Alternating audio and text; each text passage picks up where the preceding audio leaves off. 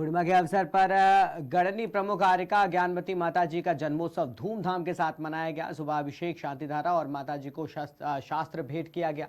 उसके बाद मंदिर में विराजमान 31 फुट उतंग प्रतिमा का महामस्तकाभिषेक का कार्यक्रम संपन्न हुआ, जिसमें जल, दूध, सर्वौषधि, चंदन से अभिषेक किया गया और ज्ञानवती माता के द्वारा लिखे नवीन शास्त्र का विमोचन भी किया गया।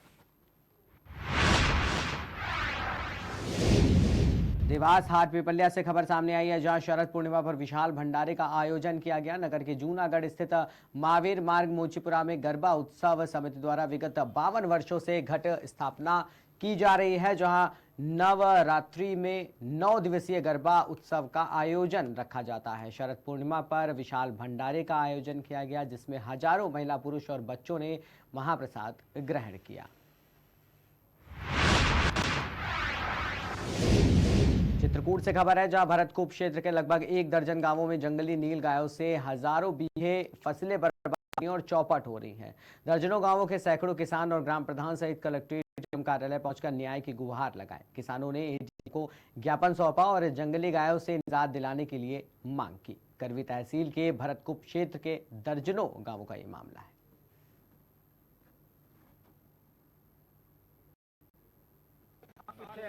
लगभग 8-10 गांवों के किसान, इन लोगों ने सूचना दिया कि आज हम डीएम साहब से मिलना चाह रहे हैं और हमारी अन्ना से संबंधित जो है बड़ी समस्या है जानवरों से, कि हमारी पूरी फसल चौपट किए जा रहे हैं।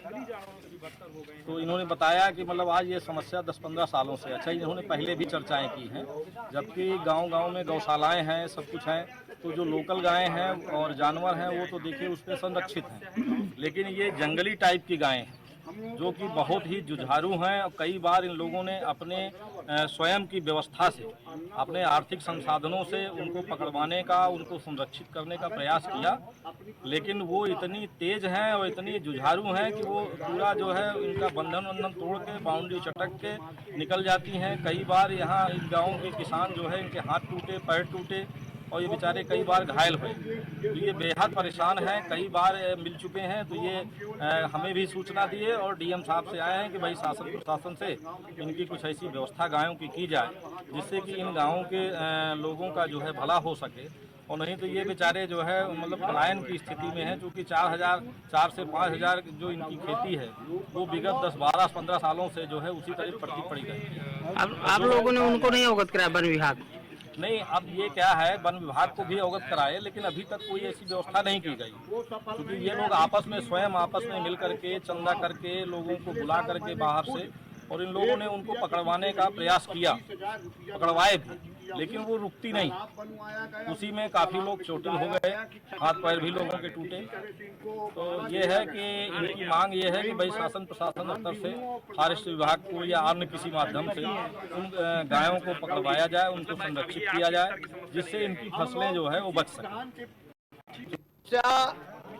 कहने को अन्ना गोवंश है, लेकिन वो विगत 15 वर्षों से अन्ना गोवंश जो है जंगली गोवंश बन चुकी है। 8-10 गांव की समस्या है। 4000 बीघे जमीन लगभग परती छोड़ दिया लोगों ने, बो रहे थे, लेकिन उन गायों के कारण जो है एक भी फसल अपना घर नहीं ले जा पा रहा था किसान, तो उन्होंने बोना ही बंद कर दिया। जब बोना बंद कर दिया तो किसान भूखमरी की कगार पर आ गया। अब अगर इस समस्या का समाधान, हम लोग डीएम साहब को ज्ञापन देने आए हैं, हम चाहते हैं कि समस्या का समाधान जो है फॉरेस्ट विभाग द्वारा या अपने किसी भी तंत्र से डीएम महोदय, जिलाधिकारी महोदय कराएं। और बाकी तकलीफ हम लोग मुख्यमंत्री जी को भेज रहे हैं, कृषि मंत्री जी को भी भेज रहे हैं, आगे भी हम।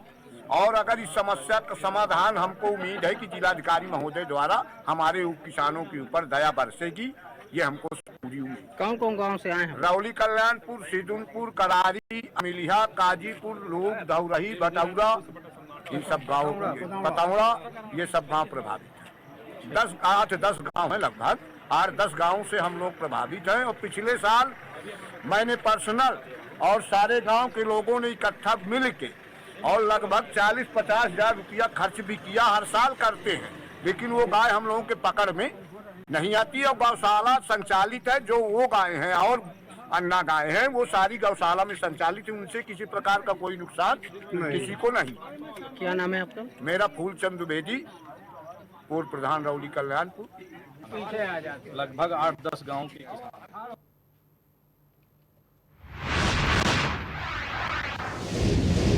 फर्रुखाबाद से खबर है, जहां पुलिस लाइन फतेहगढ़ में खेलकूद प्रतियोगिता का शुभारंभ हो गया, जिसमें विभिन्न जनपदों की कुल 8 टीमें भाग ले रही हैं। जिलाधिकारी डॉक्टर वीके सिंह ने खेलकूद प्रतियोगिता का शुभारंभ किया।